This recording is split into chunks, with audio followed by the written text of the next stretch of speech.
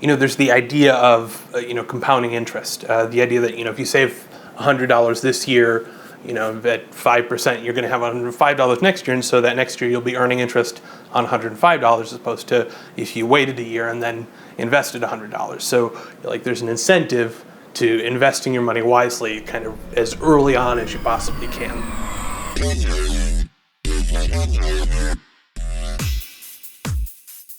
Now, I should say that I'm someone who absolutely loves the internet. Even though I live alone in a tiny studio apartment, at any point in time, there are likely 12 or 13 different devices active on my Wi-Fi.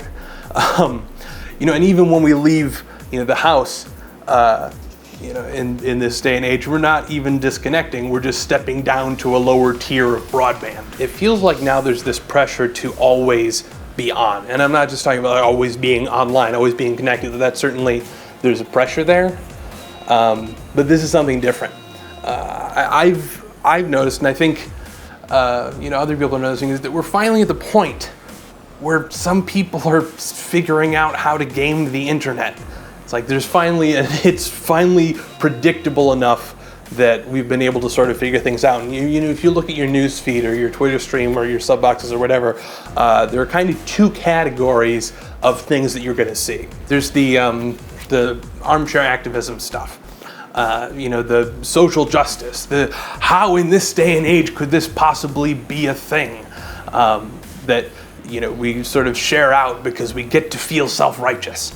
And that's not to diminish the causes that are the subjects of these articles or status updates or whatever it is.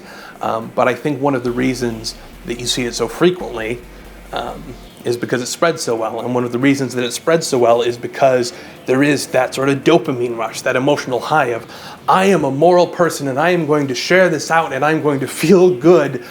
You get that little high, and that's one of the reasons that that type of material is so successful. And of course, the second type of internet stuff that you're going to see is the quick and fast, hilarious entertainment, the stuff that's going to make you burst out laughing or go, oh, cute puppies, or whatever it may be. Just that, again, the sort of thing that just immediately gives you that little dopamine rush, that little emotional high. You go, that made me feel good, for a few seconds.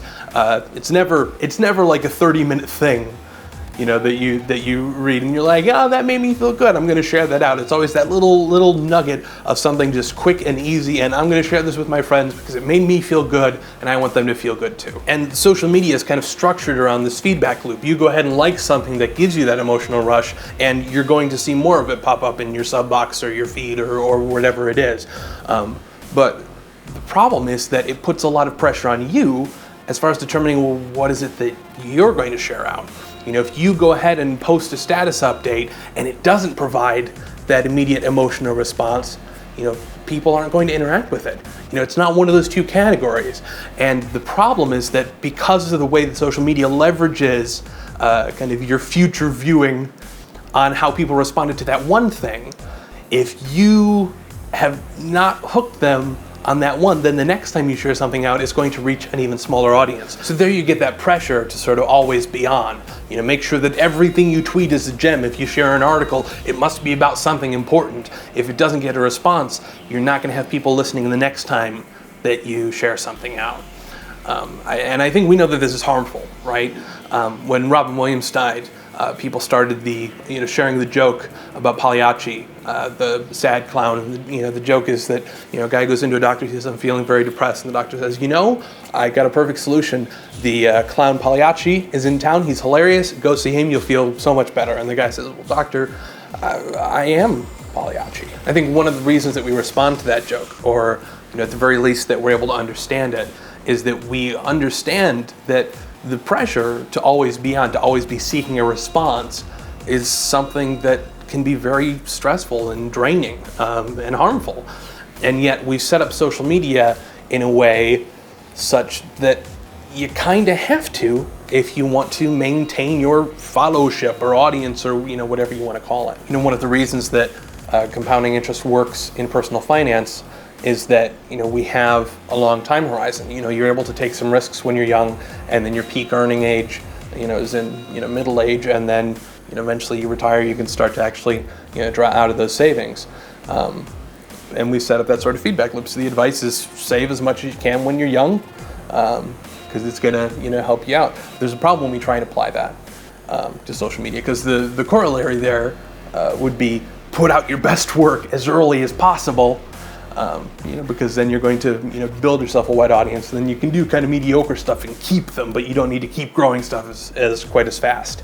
But that's not how, creativity works. When we're trying to come up with ideas, hopefully your worst stuff is the earliest stuff you've done. And yet we've set up a system that kind of penalizes that. I know that personally, when I release a video now, I tend to lose, that day, 5 to 15 subscribers, which makes it really hard to say, well, let's go ahead and give this one a shot. Because if it's not exactly good enough, if it's not enough to draw in, if it's not enough to stave off that compounding disinterest, then maybe I'm not only risking, my current audience, but the future audience that could be there when I'm creating something that is, the best stuff that I've ever done.